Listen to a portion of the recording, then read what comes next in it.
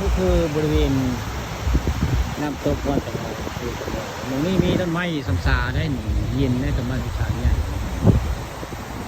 ต้นไม้สำสามีหอคอยตัวเป็นต้นโตนี่แหละต้นโตมาตรงนี้นี่ก็เป็นด้านหลัง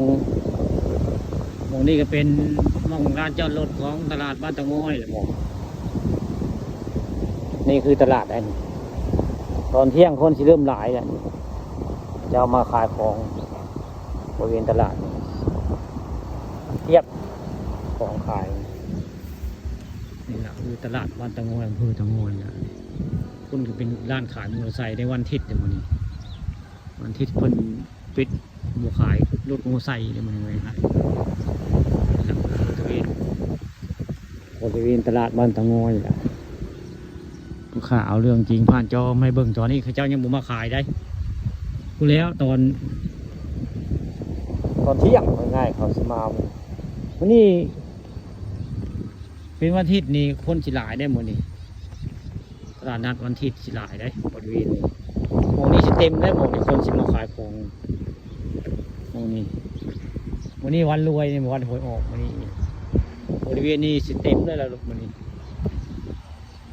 บริเวณตลาดอันบ้านตะง้อยสุภาพผ่านคำสุ่มเอาเรื่องจริงผ่านจอไม่เบิ่งนี่แหละคือตลาดดูตลาดใหญ่บ้านตะง้อยนะผมตลาดใหญ่บ้านตะง้อยนะตอนเช้านี่ยังไม่มีใครมาเลยว่างเปล่าอะไรนี้ใครมาแต่ว่าเที่ยงสิมีคนมาเพียบเลยล่ะยืนดูกินเพียบขายข้าวมือมองนี่ตลาดบ้านตะงวยนี่ติดกับทางดำถนนทางดำเลยนี่บริเวณตลาดบ้านตะงวยอำเภอตะงวยเอาเรื่องจริงผ่านจอมาให้เบิ่งเนาะ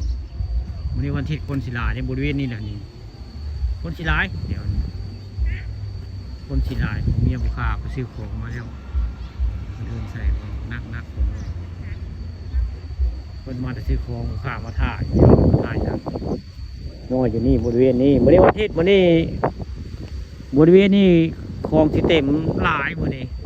เนี่ยอยู่เนี่ยกินซิมีขวานได้วันอาทิตย์วันนี้วันรวยวันนี้วันเล็กไม่ออก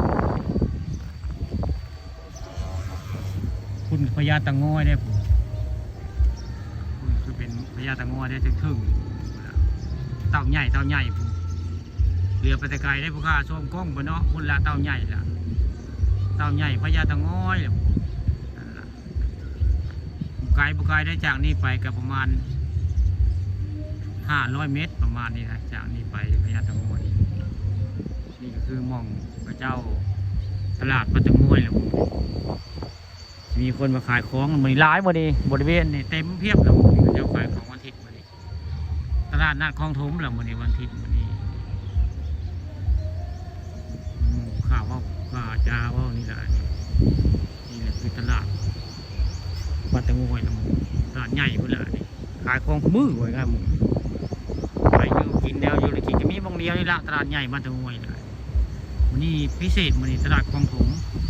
คนหลายมาได้ทั้งวันเลยโอเคถ่ายทำมองมาจาตลาดบ้านตะง้อย